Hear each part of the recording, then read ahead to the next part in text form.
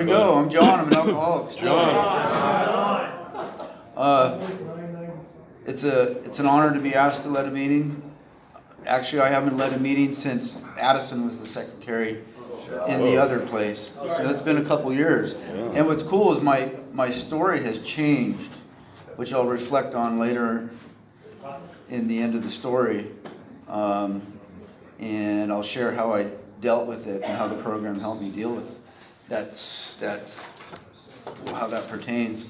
I grew up in this area my whole life. My whole family's from this area. Boring, man. My whole family always do shit together. It's like I grew up around my cousins, aunts, uncles, everybody.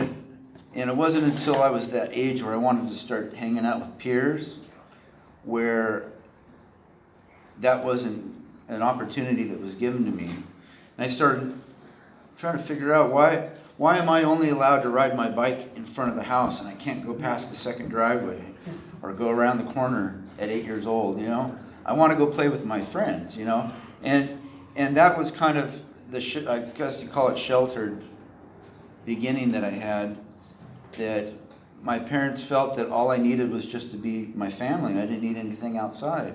So at an early age, I felt that longing of needing to seek what was not allowed to me.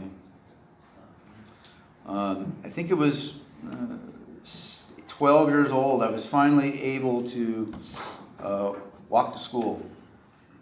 And I remember walking to school the first day, and my mom's driving behind me in the Nova, 5 houses back, making sure. I was like, oh, fuck. Again, setting that premise for, just wanting to be left alone and be away from that. And as I got into high school, I got into sports. I started doing things and activities that I had no choice. I had to be able to do things on my own. But when I was ever at the house, it was always that need of just needing to be. You need to stay here. Don't do this. Don't do that. Being always told what I shouldn't do.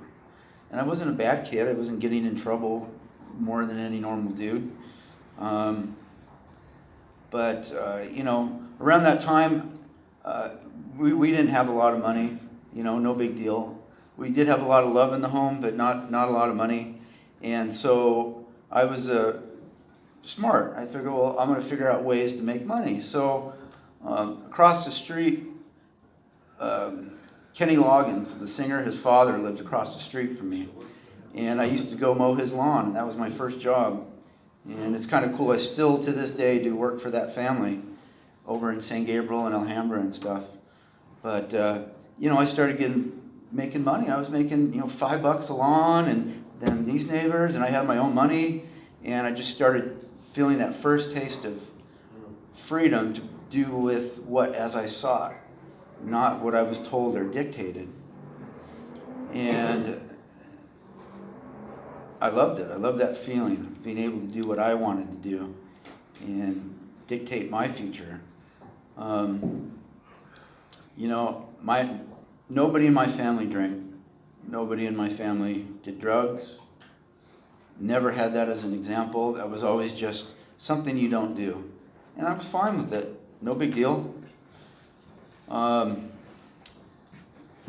peers were my cousins. We had 4 of us, all within a couple years of each other. And I watched as my older cousins graduated high school. I watched the choices they started to make. And that's looked like fun. That's like what I wanted to do, So when I turned 18 and I graduated high school, by that time I had a really good job. I was making, like $9 an hour back then, which was good money.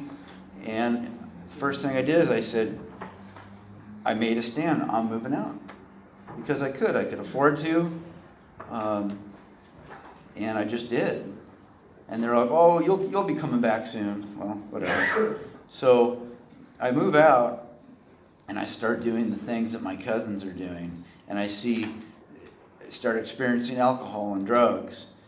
And, I can remember a brief period of my life where I was afraid to drink, and I was afraid to do drugs.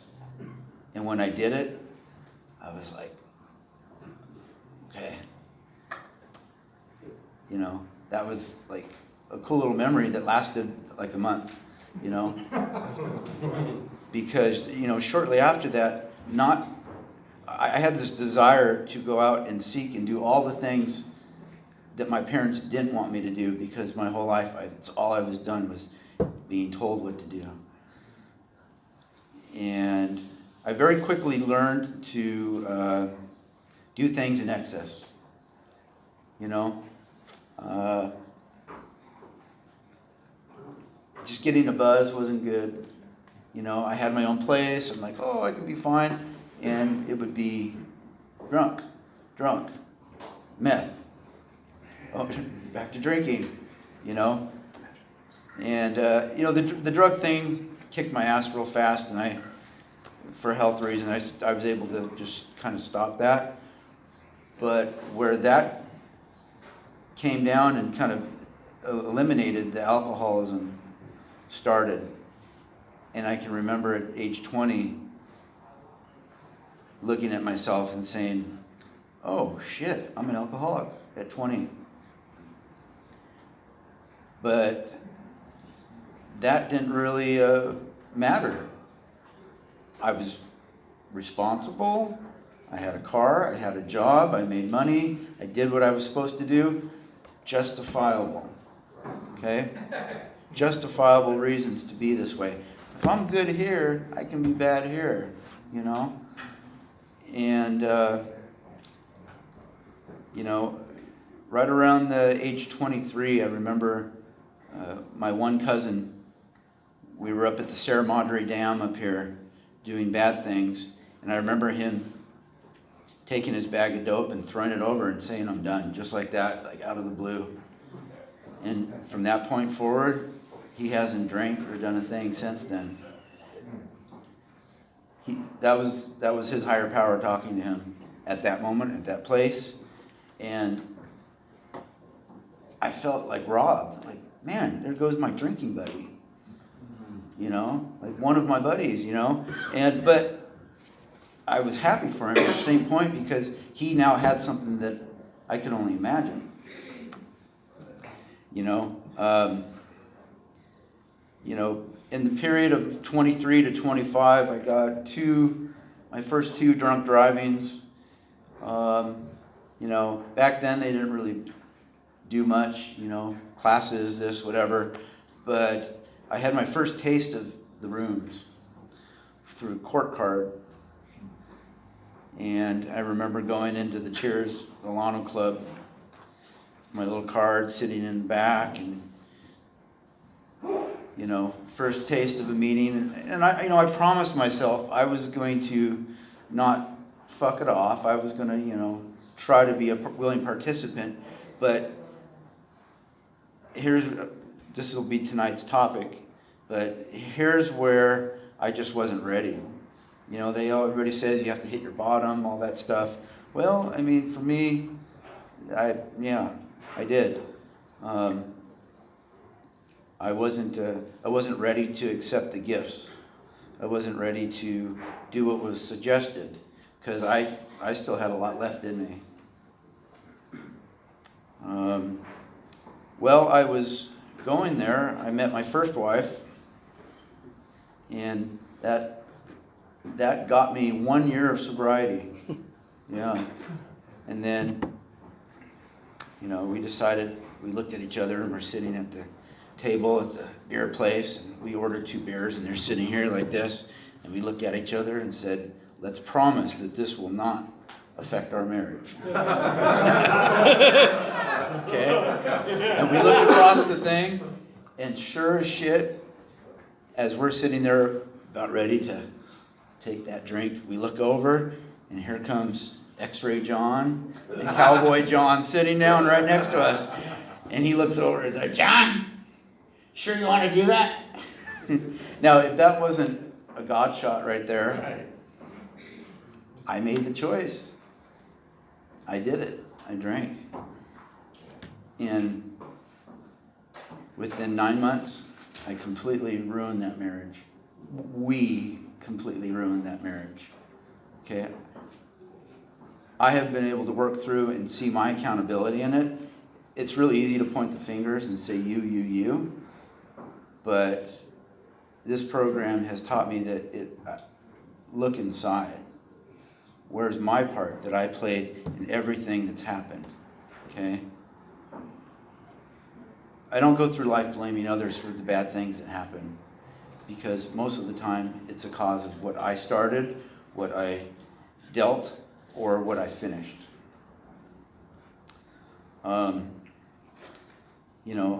We were blessed with a beautiful daughter from that first marriage, and I knew that once she started to become young, I needed to do something about my drinking. I didn't want to be that drunk dad. At that point, I was getting off of work and coming home, and I was having a 30-pack every night of beer. Again, I'm justifying. Well, I worked today. It's only Coors Light. It's like beer. It's mostly water. That's the type of thinking that we have, I mean, 30 fucking beers. I don't know. I'm sure there's people out there that can trump that. But I decided, for my daughter's sake, I'm going to give it a shot again. And I did. And I got 9 months. And sure enough, I found myself over at the bar with a friend of mine, and we're taking shots of Southern Comfort and listening to country music and riding a mechanical bull. Shit.